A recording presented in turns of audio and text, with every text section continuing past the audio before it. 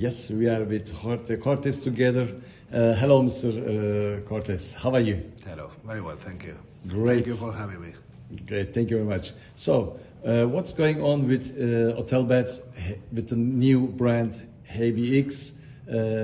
What's your plan for Istanbul, for Antalya, and for Turkey? All right. In reality, HBX is just an evolution of hotel beds. What we have tried to do is to put together a new umbrella brand for all our commercial brands, which are hotel beds, Beds Online, Royback, and Trolley Stack. So, and the idea is to connect within the ecosystem, is to connect supply and demand with different services so that we can solve the somehow for the final customer to have a seamless travel experience. This is the objective, no? And we will do that through different services. In reality, we're introducing new products like dynamic packaging for the B2B segment, as well as other fintech and insurtech products. Great. In the regards to Turkey, well, I've been managing Turkey for the last 10 years, approximately. The aim is always the same, is to keep on growing at a better rate compared to the destination, double digit at least, and well, within that we are achieving that. While we see the opportunity as well on increasing our penetration in new ways of distributing Turkey as a destination, and also we are investing in new sourcing team in addition to the one we have today, so that we can increase the penetration and the coverage in top destinations within Turkey. Not only Istanbul and Antalya, but also the rest of the destinations. And can you give us a little bit more points for Turkey, for your plans?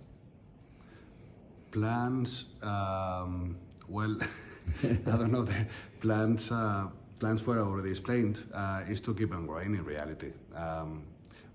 But really, not only me, but the whole company has a lot of focus, I would say, within for Turkey as a destination. In reality, this is probably the country that I visited the most in the last 10 years outside of Spain, which is my home country. Whenever I travel, I would say one every 2 or 3 times is Turkey. And that can tell you the focus that we have in the destination. Great. And when you compare Istanbul and Antalya, how it's going the tourism in the city and how it's going in the resort side? Well, it's two totally different destinations, I would say. Obviously, there is a lot of prominence of vertically integrated tour operators in Antalya area, same as Marmaris and Dalaman, etc. Behavior of the hotels and also the potential for hotel beds is different compared to cities. In the case of Istanbul, there is a large penetration of global chains as well. So strategies vary. In the case of Istanbul, we see a lot more dynamic rates, integration to the hotels, channel managers, so a lot more automatic processes, let's say, related to their revenue management, compared to Antalya, which is more traditional due to the penetration of traditional tour operators at the end. No? Great. So, what's your volume in Turkey? All right, so a couple of years ago, we achieved a number of 900,000 passengers, and this keeps on rising year on year. So we are performing up to expectations, I would say. Great. And this 900,000 before 2 years, it was half and half Antalya, Istanbul, or how it was in all Turkey? Is that until 2019, our top destination was Istanbul. Then it changed to Antalya. Antalya has been our top destination for the last 4 years, more or less. And I think that we have still, I mean, of course, we have grown a lot in the case of Antalya. If you look at overall picture of Turkey compared to 2019, we have grown approximately 50%, which is a very nice figure, pre-COVID to post-COVID. So it's a very good number. But still, I think that we have a lot to do in the case of Istanbul. That I think that now that we're spending the last month several weeks in the destination, I think that we have a lot of opportunities in this destination, and we'll surely be tackling that in the near future. And the agent side? Agent side is another also area which we would like to increase our penetration. Mm-hmm. So if we think about Antalya Plus system, we're talking about 70% more or less of the sales of Turkey. Agent side should be a lot higher. I would say that a healthy position for us will be to have at least 15-20% in the agent side, and then the rest in the secondary, let's say, cultural sides, religious sides, etc. No?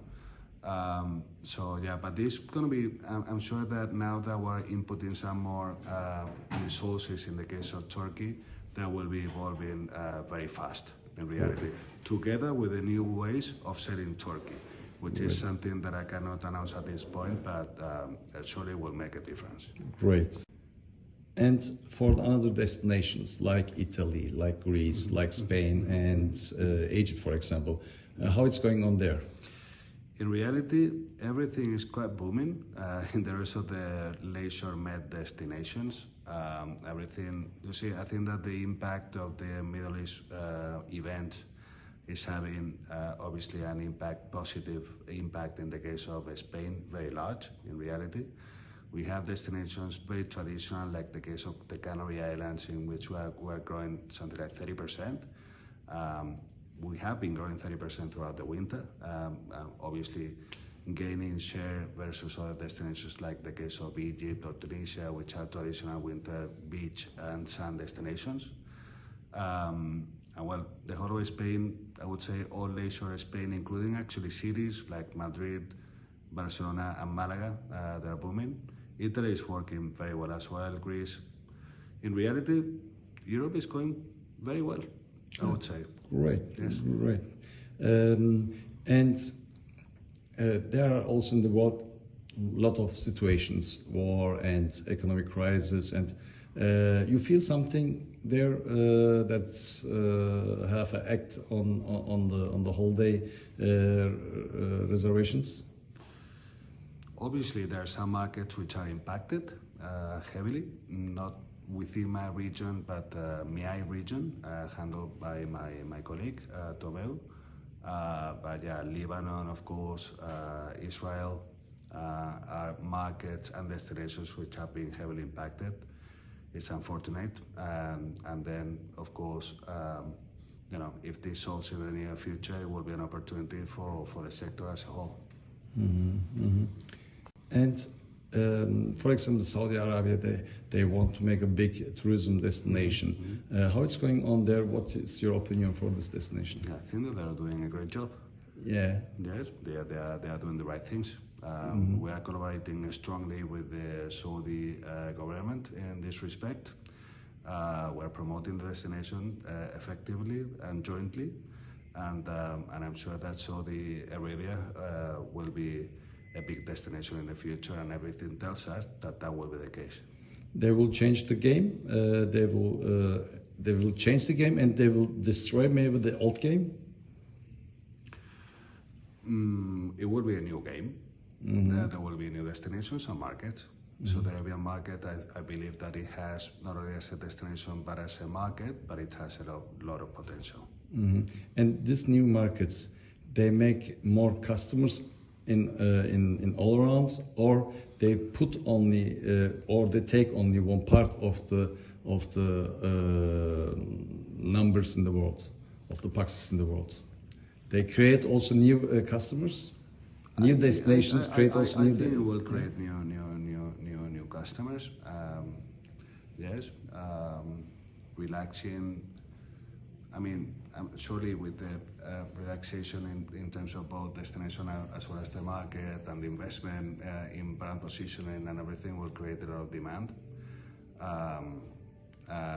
So also the airline is making big investments. They have a fantastic airline. I believe that, you know, it will surely increase the number of people traveling to key destinations in Europe, not only in GCC, but also in key city destinations in Europe, like traditionally London, Paris, Rome, Milan, for instance. And it's a good opportunity for these destinations and for HBX as a whole. Africa. Africa is also growing up with the economy. And what do you think for Africa? It's not my area in reality. Africa cannot comment much. Well, I think that obviously yes, the more that the countries increase the average, let's say, wealth of the individuals, will make opportunities for the tourism. We see that already, obviously, in places like markets like Brazil, India and China, and Africa can be the next. And one thing, it's my private question. New destinations or new markets are growing up, and these new markets, they are also creating own customers for the world. You understand me? For example, now, one moment, I mean, like, for example, now in Saudi Arabia, for example, 100,000 customers going all around the world for holiday.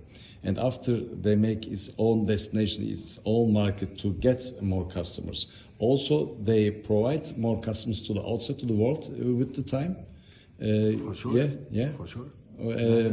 Also, for example, for Turkey, before 10 years it was, for example, 10,000 who go outside, and now the market in the Turkey is going up, and also outside, more Definitely. outside going. That will be the trend. Yeah, For sure. this is also maybe a target for companies like you, because you are all around. You are in the transfer, you are in the airport, you are in the hotels. Yes. Right. Surely. Whenever we go into a market, we do that in coordination with the destination itself. No. So if you want to exploit, for example, India, just to say something that we have commented during today, no, you have to understand how are customer behaviors, what are the channels which are best used, what are the terms of payment, and as well you have to have a good contracting for sourcing the domestic market that may not be the same hotels that the international market goes to.